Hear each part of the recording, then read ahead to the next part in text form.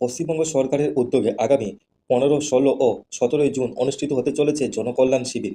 সাধারণ মানুষের দোরগোড়ায় সরকারি পরিষেবা পৌঁছে দেওয়ার লক্ষ্যে রাজ্য জুড়ে এই বিশেষ কর্মসূচির আয়োজন করা হয়েছে। সামাজিক সুরক্ষা প্রকল্প, বিভিন্ন সরকারি প্রকল্প, নাগরিক পরিষেবা, শংসাপত্র সংক্রান্ত সুবিধাসহ একাধিক গুরুত্বপূর্ণ পরিষেবা মিলবে এক ছাদের তলায়। শিবিরগুলিকে সফলভাবে পরিচালনা করার জন্য ইতিমধ্যে জোর কদমে শুরু হয়েছে প্রস্তুতি।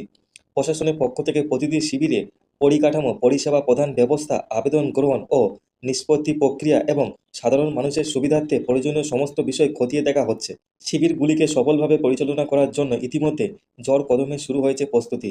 প্রশাসনের পক্ষ থেকে প্রতিটি শিবিরে পরিকাঠামো, পরিষেবা প্রদান ব্যবস্থা, আবেদন গ্রহণ ও নিষ্পত্তি প্রক্রিয়া এবং সাধারণ মানুষের সুবিধার্থে প্রয়োজনীয় সমস্ত বিষয় খতিয়ে দেখা হচ্ছে। শিবিরে আগত মানুষদের যাতে কোনো সমস্যার সম্মুখীন হতে না হয় সেদিকেও বিশেষ গুরুত্ব দেওয়া হচ্ছে।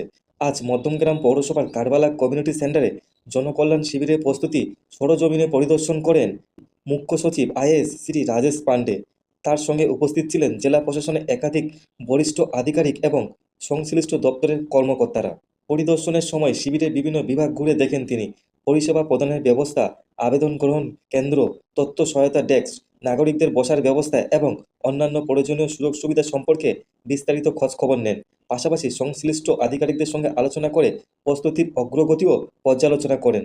প্রশাসনের পক্ষ থেকে জানানো হয়েছে আগামী 15, 16 ও 17 জুন জেলার বিভিন্ন স্থানে এই জনকল্যাণ শিবির অনুষ্ঠিত হবে। সাধারণ এবং বিভিন্ন প্রকল্পের সুবিধা দ্রুত পৌঁছে দেওয়াই এই উদ্যোগের মূল লক্ষ্য।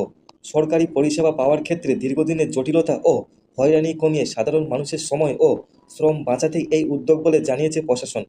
জনকল্যাণ শিবিরকে ঘিরে সাধারণ মানুষের মধ্যেও দেখা দিয়েছে ব্যাপক উৎসাহ। বারাসাত থেকে রেডিও সুন্দরবন 91.2 FM।